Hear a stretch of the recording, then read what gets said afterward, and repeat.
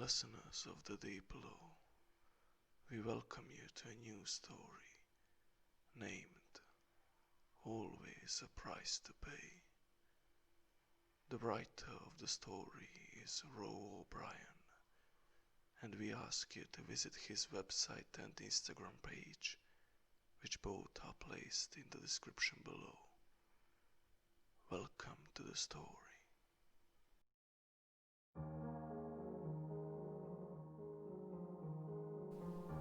Patrick checked his phone. It was nearly 3 in the morning, and he and his wife Julie had spent Saturday night at home, watching television and having a few drinks. It's how they spent most Saturday nights after a hard week working and driving their children on their activities and party invites. 3 children, 3 hobbies ranging from football to boxing to dancing to swimming. Every hour of every day accounted for up to about 6 o'clock on Saturday evening. From there, they can relax knowing that they have the evening to unwind and Sunday to do nothing, absolutely nothing. They had just finished a couple of documentaries last night. Patrick had drank half a bottle of bourbon and cola, while Julie had just started her second bottle of white wine. He looked at his wife as she slept. She always falls asleep, he thought, but he has been nodding off more often too. Age and a hectic life really takes it out of you. Plus, it is nearly 3 o'clock Sunday morning, and they've been up to since 8 Saturday morning. Jules, he whispered gently, time for bed. The trying to wake her softly approach never works. He took her wine glass out of her hand so it wouldn't spill. Julie, he says a little louder and gently shakes her arm. Julie awoke with a start as usual and looked at him bleary-eyed and a little confused. What happened? She asked, talking about the documentary they were watching. Too much to recap right now. I'll tell you tomorrow, Patrick said while helping her up. I was shattered, couldn't keep my eyes open, Julie said. Yeah, I kind of figured that one out myself, Patrick said, chuckling. Do you want to finish your glass of wine? No thanks, you can have it. He finished the mouthful in one go. You head up and I'll turn off the lights and check the doors and windows. Don't fall back asleep though, Patrick said, winking at her. Julie laughed. Don't be long then, and made her way upstairs. It had been a humid few days, and they had all the windows open in their sitting room to keep the room cool. Patrick locked these and turned off the lights. He opened the back door for fresh air before bed. While standing in his back garden, he could hear a cat crying and growling. The crying was loud and close by. That's a big fucking cat, he said to himself. The sound brought him back to when he was a boy growing up in the area when he and his pals told each other ghost stories to scare each other. One story always stuck with him. The banshee. And more specifically, the 3 telltale signs of when a banshee was coming to take you to the next world. The banshee would wrap a comb or a hairbrush while brushing her ghostly hair. If it wasn't there when she returned for it, she would come for the person who took it. I have never picked up a comb or a hairbrush off the ground in my life, he confirmed silently. The next warning sign of the banshee is hearing a horse trotting or galloping, but there is no sight or sound of a horse. No sounds at all. I can't even remember the last time I seen a horse close up, he said again to comfort himself. And lastly, and this was the one that always sent shivers up and down his spine, a cat, crying and growling.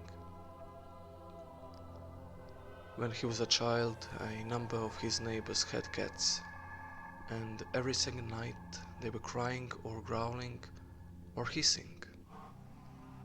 This sent him into a sweat as a child, afraid to move. As a result, as an adult, he was still uncomfortable with cats and the noises they make. The sound got louder and came from the laneway behind his house. He spun around sharply, but the back wall prevented him from seeing into the lane, which wasn't a bad thing, he thought. Shoo. He listened, but heard nothing else, so went back in and locked the back door and pulled down the blind. He moved to the front room and put his hand through the blinds to check the windows locked, when, out of the corner of his eye, something caught his attention. About 100 yards across the road, Patrick could see a figure standing under a leafy tree. The figure was illuminated by a street lamp and looking directly at Patrick's house. At first, Patrick thought it was probably someone on their way home from a party. He kept watching until the person moved on. But they didn't move. They simply stood. Patrick could make out the shape and size of this person. He figured them to be in their 20s, judging by their physique and height. He could not make out the face though, as they had a hood covering their head. Patrick kept watching, feeling very uneasy at this. He was tired and wanted to go to bed to his wife, but not until his house was no longer being watched.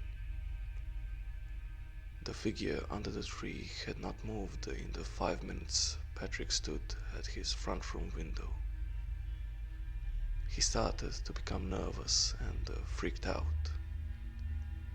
He wanted to call the police, but what could he say to them? Hello, police? There's someone about 100 yards from my home staring at it? They'd piss themselves laughing and hang up, or worse, have a go at me for wasting their time, he thought. He was playing out the conversation with the police in his head, trying to think how he could make it sound he was not drunk, crazy, or pulling a prank, when he was snapped out of his thoughts. He spun around quickly upon hearing the loud cries of a cat. He was wide-eyed, looking left and right, positive the sound came directly behind him. He didn't move, just stared, looking, breathing heavy. He could feel his heart was thumping and sweat building on his brows. Get a grip of yourself, for God's sake. You heard a cat crying outside and the door was open. The little shit had got in when I wasn't looking, he said aloud. He kept looking but couldn't see any sign of a cat. He just realized that his right hand was still between the blinds, creating a gap, and could see outside. The shape was still there. He slowly turned around to look through the window, lowered at the thought of turning his back on the unwelcome guest in his house. First thing he noticed was the sound of the wind. It was really blowing hard and coming down the chimney, creating an eerie whistling noise, reverberating around the front room and kitchen. The branches on the trees were rocking left to right and up and down, struggling to remain part of the tree. Just as his eyes were focusing on the shape, rain burst from the sky, making it impossible to see his car parked in his drive, let alone the shape across the road. Patrick widened the gap for a better view and wiped the condensation off of the window. The rain eased slightly, and Patrick was able to see across the road again. He had a good view of the lamp post and could see nothing. His nose was almost touching the blind. Well, thank Christ for the rain that sent him on his way, he said, relieved.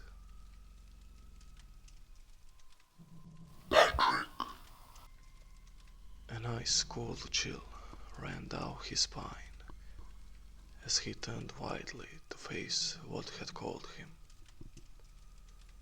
His empty kitchen met his stare. His eyes stunk as sweat poured down his face, and his stomach was doing somersaults. He stepped forward tentatively, but saw nothing out of the ordinary.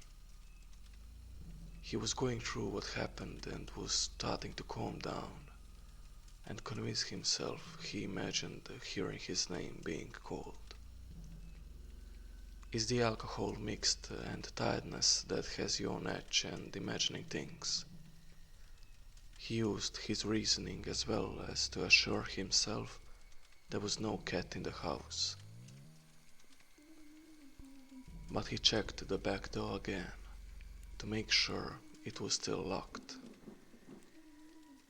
He then walked back to close the blinds and decided he wasn't going to look out the window. Just close the blinds and join his wife in bed.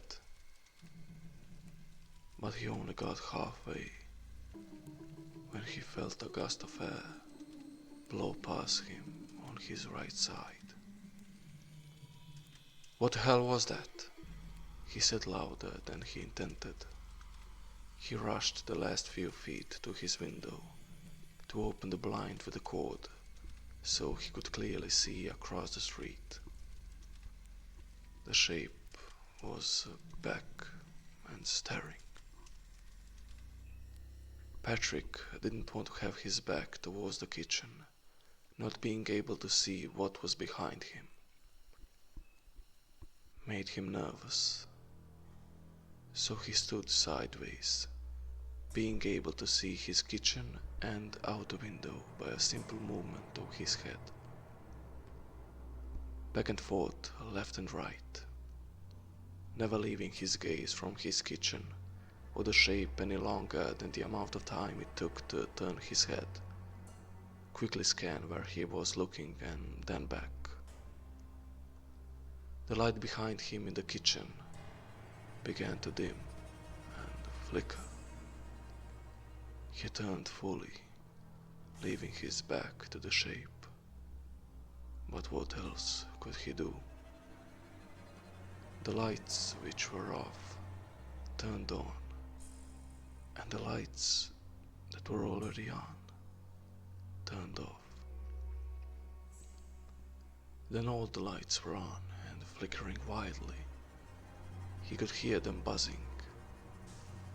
One by one, each light bulb blew, leaving broken glass littered on the floor. The only light coming in now was the moonlight shining through the back door window, turning his kitchen into something ominous and malevolent.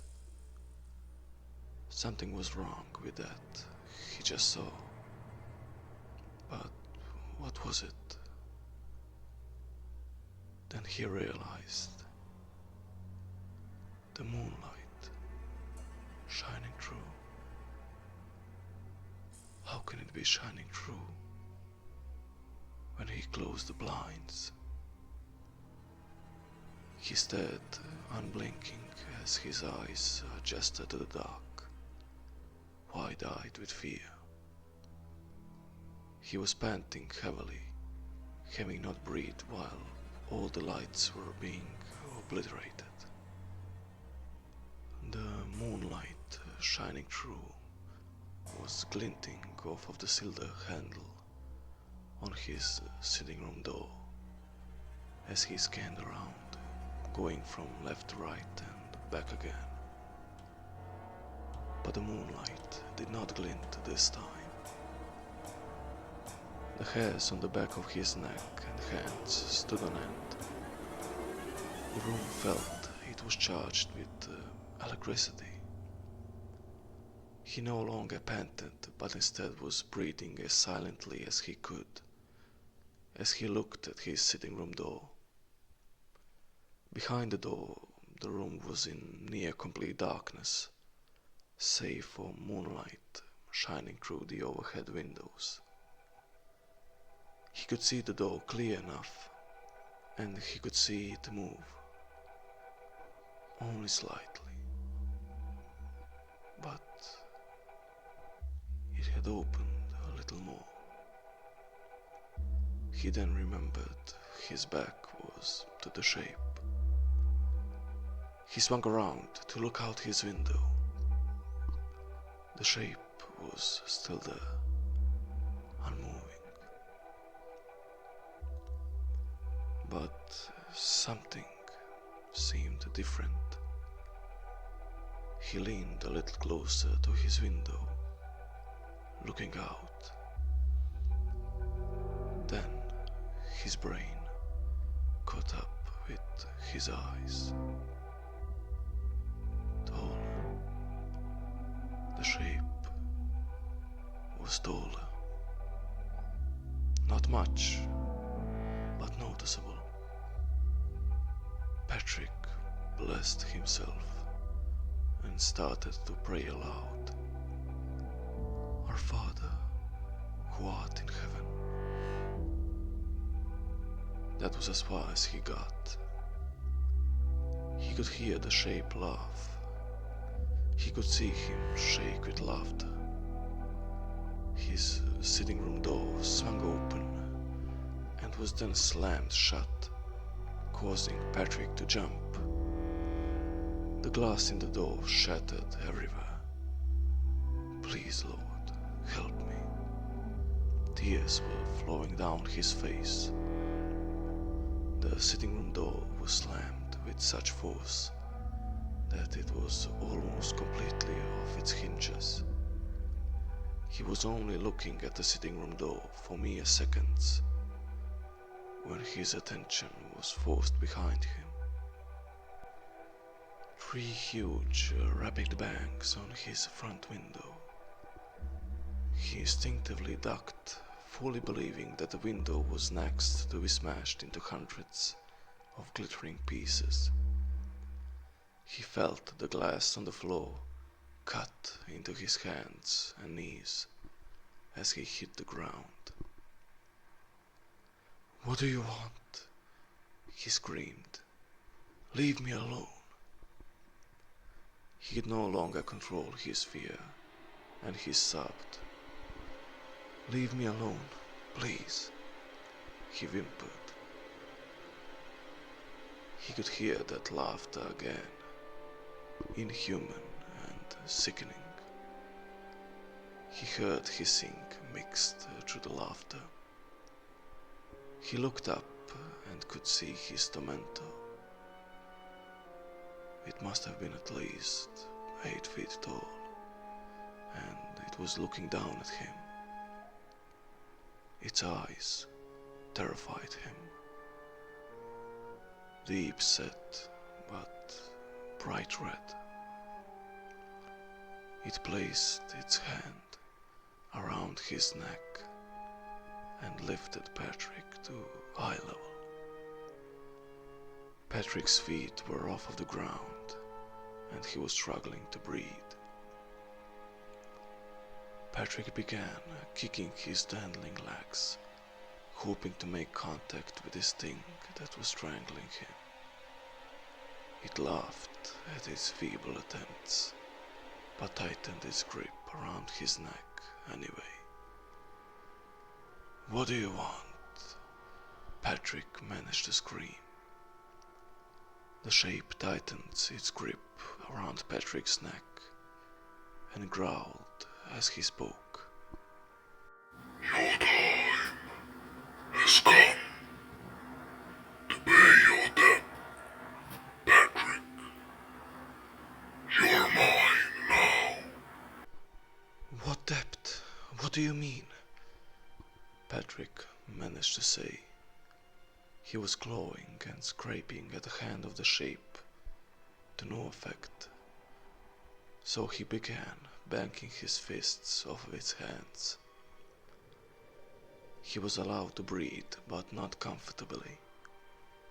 The shape was toying with him and enjoyed the suffering he inflicted on Patrick. "What do you mean?" he asked again. But this time it was a little more difficult after trying to break free. Patrick was staring through bleary, wide eyes at his captor, this thing that was gleefully choking the life out of him. This can't be how I die, killed by the boogeyman, or whatever this thing is. "Look at me closely." The shape boomed in unison to an almighty crack of thunder. Patrick barely managed to lift his eyes. He was now looking directly into its face.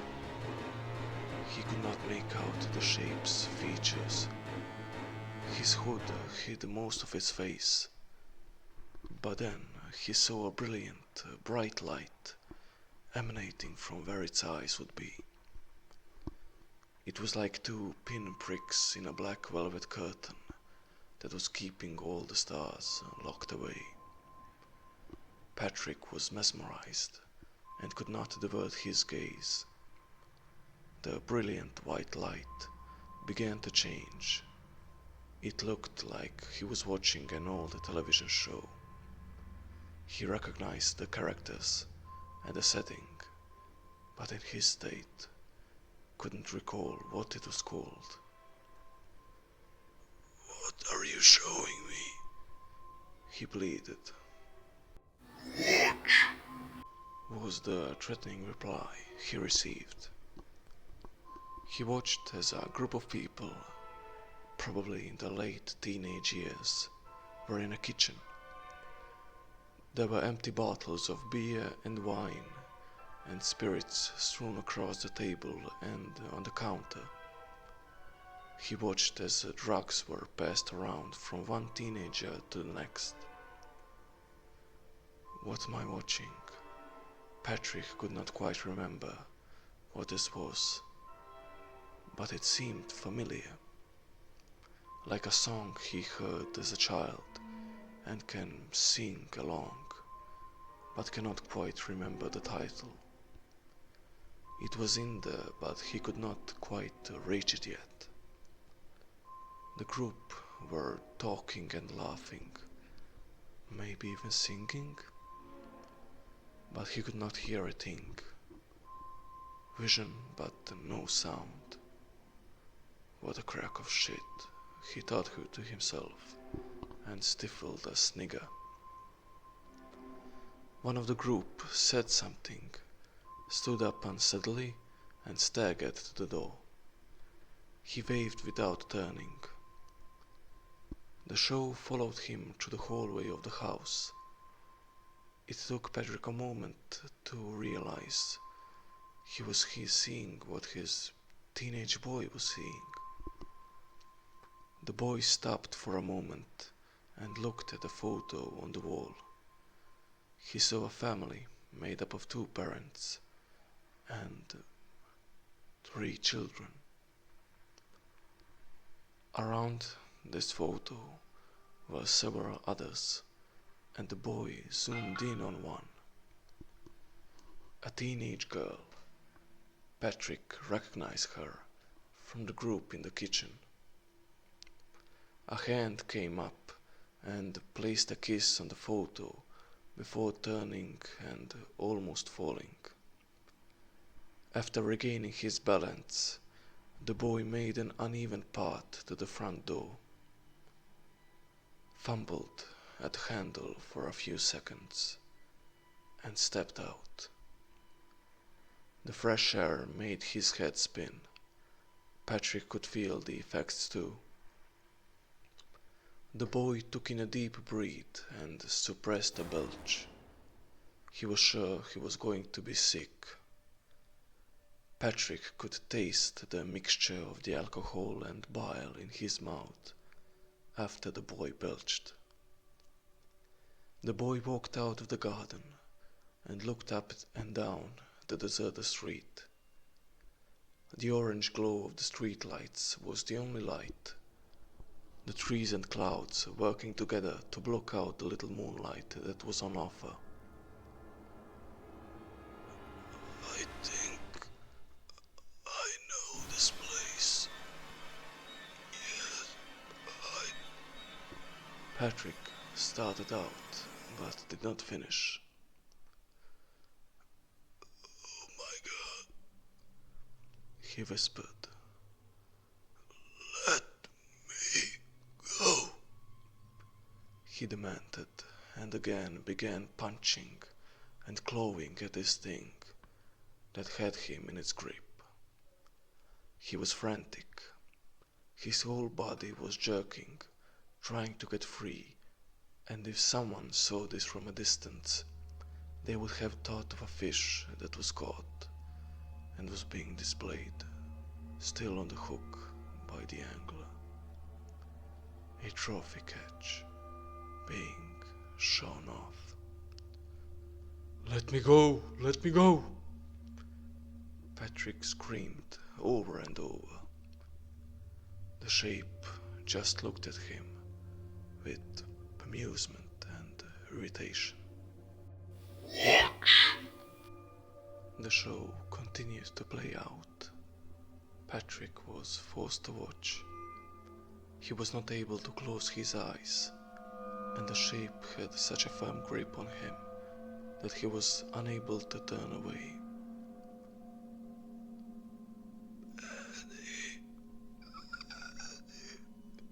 Sound now accompanied the vision. Lizzie, what are you up to? He asked with some difficulty. He still felt dizzy and had to really concentrate to focus on her. I don't want to stay here anymore. It's getting boring. Thought we could sneak into your parents' house and stay the night. She winked and embraced him.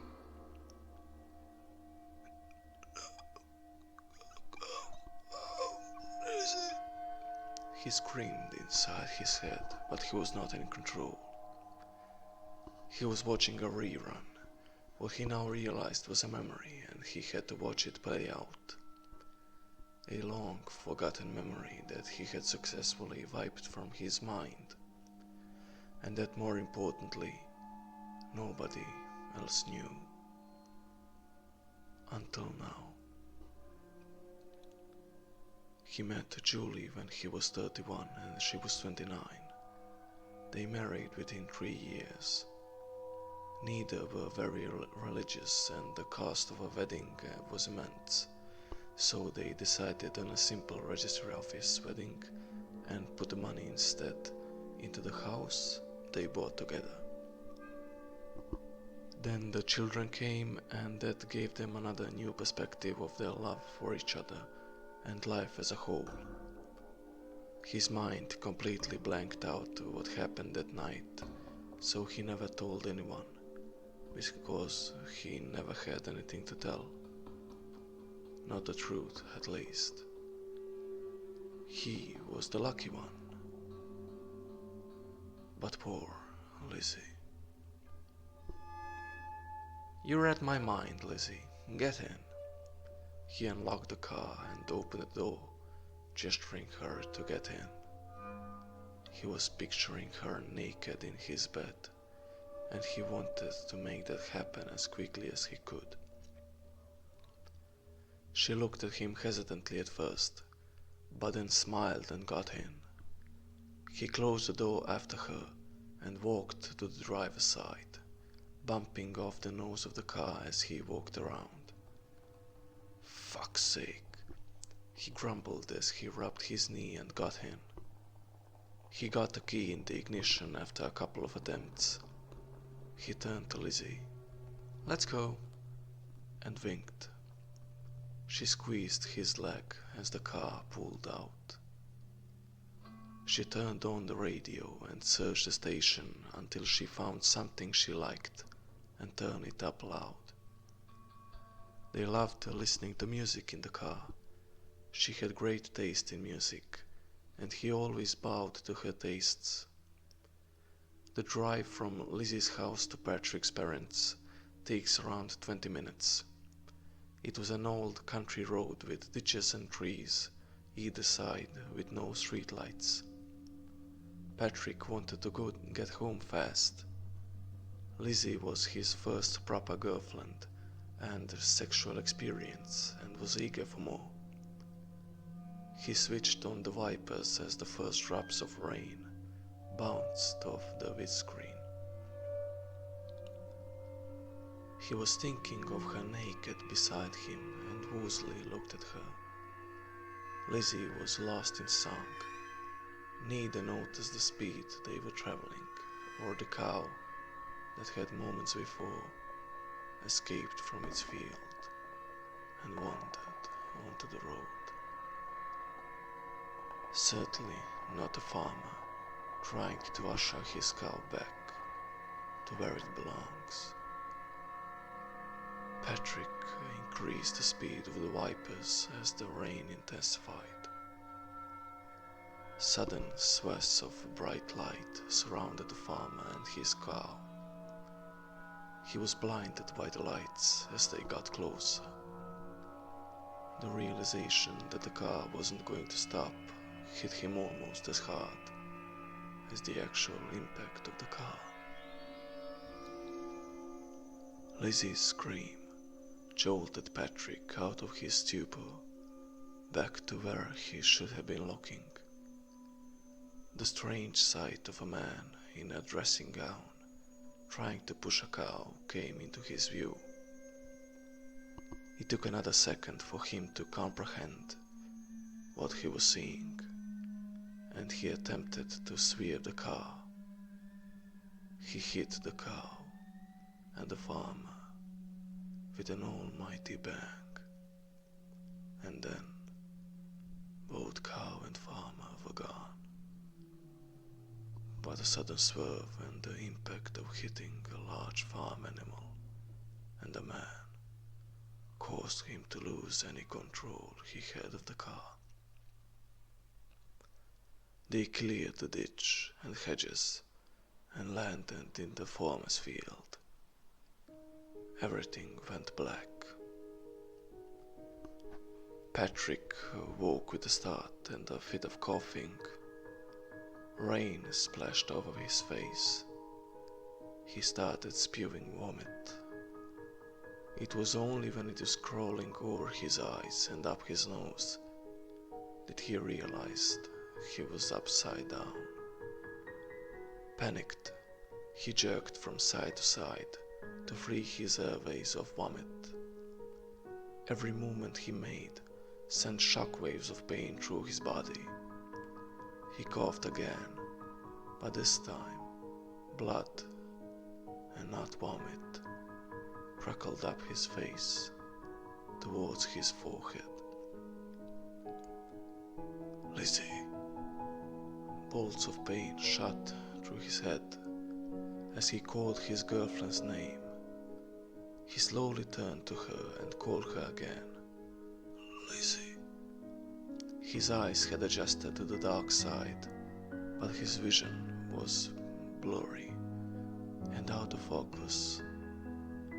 but he knew she was motionless. He tried to raise his right arm to shake her, but immense pain from his shoulder to his hand stopped him. "Lizzie!" Pain seared through his head as he called her as loud as he could. She didn't move, not even a little. "Lizzie! Please, Lizzie! Wake up! Wake up, Lizzie! Lizzie!" He started to shake as he sobbed through pain and fear, but Lizzie remained still, her head slumped on her chest. "I'm going to get us out, Lizzie, and we'll get help and everything will be fine, okay?" He roared as he struggled to free himself from the seat belt. Gravity did its job as he released his seat belt, and he ended in a heap on the ceiling of his car. He thought he was going to black out again with pain, but he managed to stay awake. His door window smashed at some stage during the crash, and he crawled towards the open space. "I'm coming, Lizzie. I'll be out in a minute now. I'm coming for you." The disorientation along with the pain meant it was a slow and painful journey to drag himself out to the few feet. When he escaped, he vomited again. He looked around, but it was dark, much too dark to see anything clearly. There was a single light shining, but he could not tell how near or far it was. His head was swimming, and he had to rest again before rescuing Lizzie. His body felt it was on fire. Pain was everywhere. His brain started to think against his will. Help will come.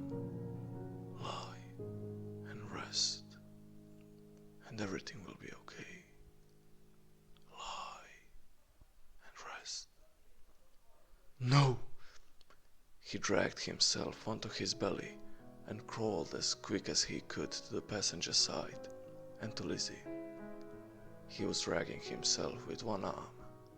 The other refused to follow the message being sent from his brain, telling it to move. He came to Lizzie's door. The glass there had smashed too. "Lizzie, Lizzie, can you move? Can you hear me, Lizzie?" "Fuck!" He crawled right up to the space where the glass was. "Lizzie!" With his good arm, he tried to open her door, but like his own, it was damaged in the crash and would not budge. He reached across her body and fumbled until he found the seatbelt release button. She dropped onto the ceiling of the inside of the car. She didn't make any attempt to break her fall and landed on his one working arm. He wrapped his arm around her and maneuvered her until she had a hold on her arm. He pulled with all his might, and slowly she came towards him. The remaining broken glass in the door window cut through her top and cut her body. He continued to pull until she was free. He rolled onto his back, panting heavily with a combination of blood and sweat pouring from his body. He reached his arm over to her and placed it on her chest, smiling that they were now free and could work together to get help. As soon as she woke, he started to shake her to wake her up. He was in so much pain, and they both needed medical attention urgently. He suddenly stopped, but his left arm on her chest. She was still. No movement. Her chest was not rising and falling. He pulled back before he realized what he was doing. He rolled back onto his stomach and moved until he was looking directly down on her face. He stared at her but could not really see. He went to check her neck for a pulse, when, for the second time, his body recoiled from what it had felt. Her neck was twisted, and instead of touching skin and muscle when checking for her pulse, he instead felt bone. She was gone. Patrick fell on his back and howled when something caught his attention in the corner of the eye. Patrick stared towards the bushes surrounding the field. What had he seen? He wondered if his mind was playing a trick on him, deflecting his attention from the lifeless body of Lizzie. He kept staring. All he could see was a couple of lights. They were bright red, and he questioned how he did not see them earlier. Then the lights went out, but for a split second, only before they were back. Then again, Patrick kept staring, not knowing what he was seeing. Then the light alternated, one off, one on, one off, one on. Patrick blinked fast to clear his eyes and try make sense of what he was seeing. Patrick froze when the lights moved out from the shadows of the bushes and a figure emerged in his view. He could not see a face. It was too dark, but he could make out the figure of a person that appeared to be wearing a hood. The lights were no longer shining, but he could see the shape clearly. The rain and darkness could not touch this shape. Or maybe he did not want to touch it. In an instant, it was crouching over him. It crouched down and whispered to him. Lizzie is gone, Patrick. You killed her. You also killed the farmer you hit. He did not die instantly, but suffered in tremendous pain. He died to a damp ditch, Patrick. Alone and scared, and in agony. You killed him too, Patrick. Lizzie died first. Her neck twisted and snapped like an autumn twig. The shape snapped his fingers for further effect and chuckled. You killed them both, Patrick. You are drunk and high. You should never have driven that car. Had you walked, they would still be alive, and you would still have your life to live. But it's over. Your life is over. You will recover from your injuries, but up here Touching Patrick's head. will never heal. You will suffer nightmares, terrible, vivid nightmares. Lizzie will haunt you every time you fall asleep, Patrick. She will look into your eyes, kiss you and tell you she loves you. She will ask, why did you kill her?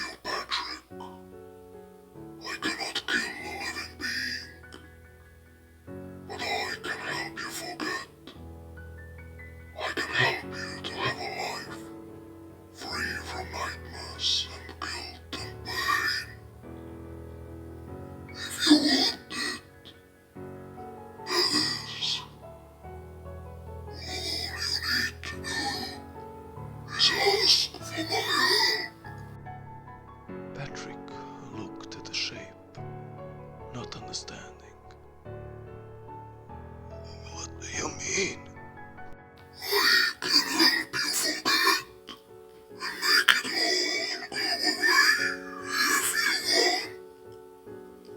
All I ask in return is to do something. For if I ask, Patrick looked down from the shape to Lizzie and back again. His heart felt as broken as his body. He did not have the will to live without Lizzie, but the added guilt of being responsible for her death made him believe what the shape said. It would be too much for him. He looked at the shape. Help me. He thought for a moment that he detected a smile, but dismissed the idea.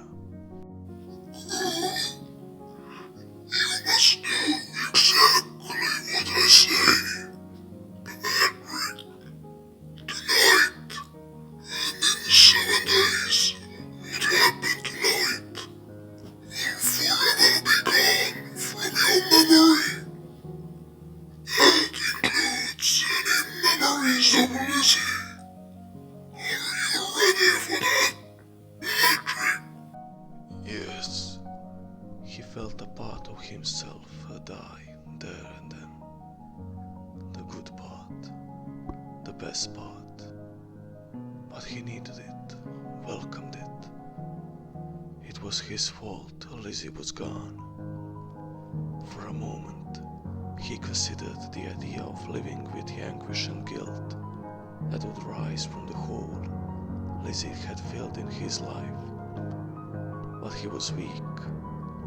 Deep down he knew it, and didn't want to feel like this for a second longer than necessary. Knew that he couldn't. Listen to the driver's side, Patrick. When you are questioned, you were not driving the car that killed the farmer and Lizzie. You were the passenger, and Lizzie was the driver. You will let her carry the shame of killing an innocent man, so you can be free. Her loved ones will live with the guilt of what has happened. They will carry the knowledge and guilt, so you can be free and forget. When you are asked why she was driving your car, you will say you wanted to walk home, as you knew you were drunk and should not drive. You will say she insisted on driving you home, because it was too late for you to walk, and that she dismissed your protestations. You will say that you did not realize that she was also too drunk to drive. You will say that had you realized, you would have got in the car with her. You will condemn her for her actions. You will say she was the love of your life, but she has caused the death of an innocent man and her own demise. You must do all this the 7th day after you have told this story. Your wounds shall be healed. You will have faded from the events of that night, and are no longer present. Your presence at the party that night will be wiped from the memory of all those there. Lizzie was not your lover. She was barely a friend. Patrick's eyes were stinging as tears rolled freely down his cheek. Okay. He felt the shape place something in his hand, closing Patrick's fingers around it. This coin will help you heal and make the change. Do not part with this coin, Patrick. Otherwise, you will be doomed to the nightmares and guilt forever.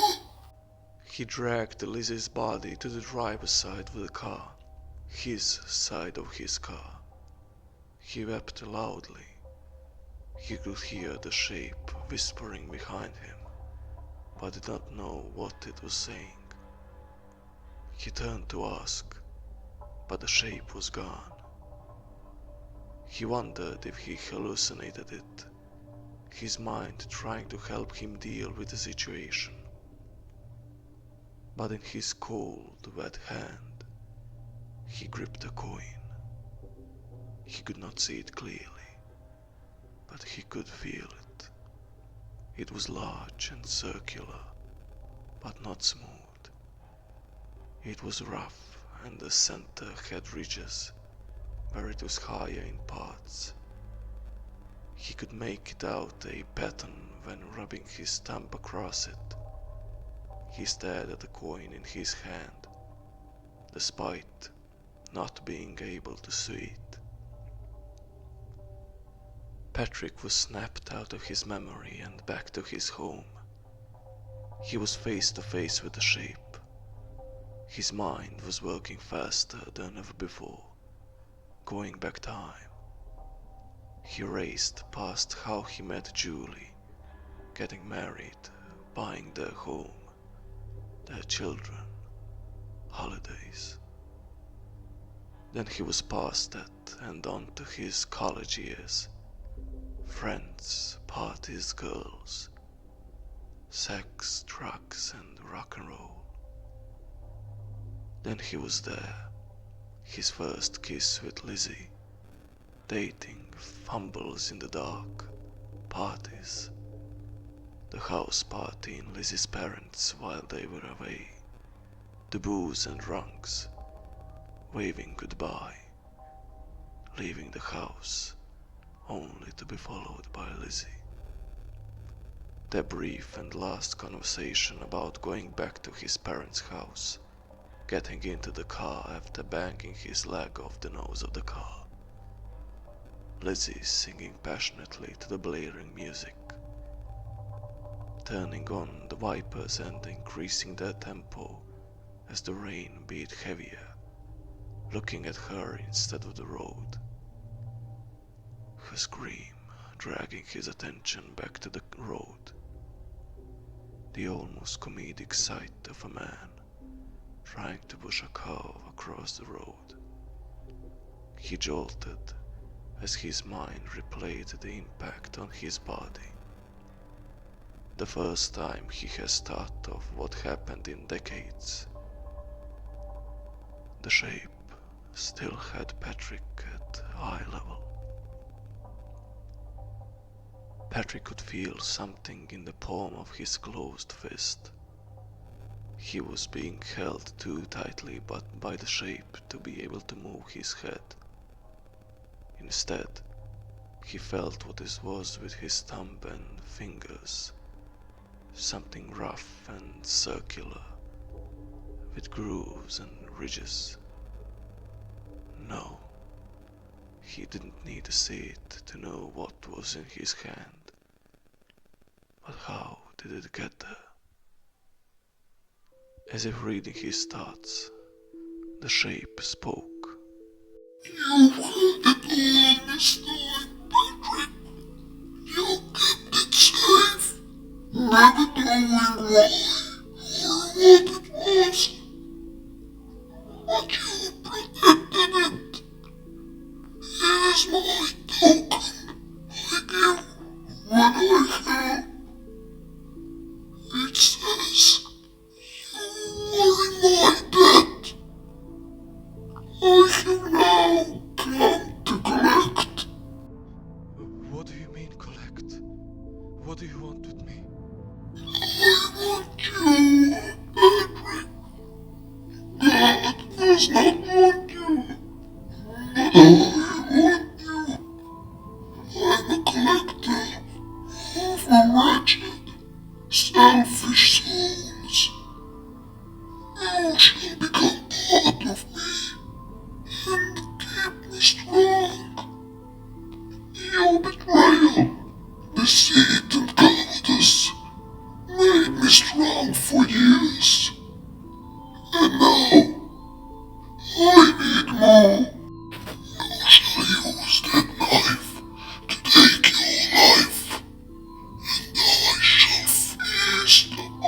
soul and energy leaving your body.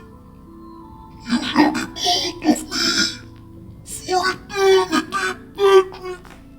Please, I have children and Julie. I can't leave them. They are everything to me. Please, let me do something else. The shape's grip loosened slightly, momentarily before tightening again. You want my help, Patrick.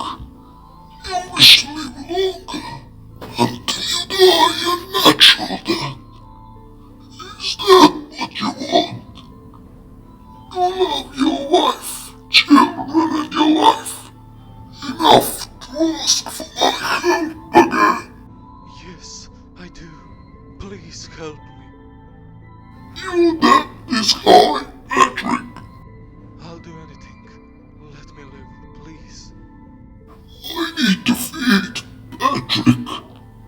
If I cannot feed on you, then you can repay your debt by providing me with food, Patrick. And I am famished. I shall exchange feeding on your soul energy for the innocence and purity of those asleep in their beds. Those whom you kissed tonight and wished sweet dreams. That will satisfy my hunger. No, I can't do that. Ask me anything else. I will not do that. Then take the knife. Take the knife to your salt flesh and feed me. I will torment you and all in this house until I get what I want. Hold on, I remember now. You told me that you cannot hurt a living being. Patrick couldn't suppress a smile. He believed he had finally some leverage. The shape did not reply. There was silence. The shape enjoyed the silence. Patrick did not. Speak now, you son of a bitch! Patrick yelled.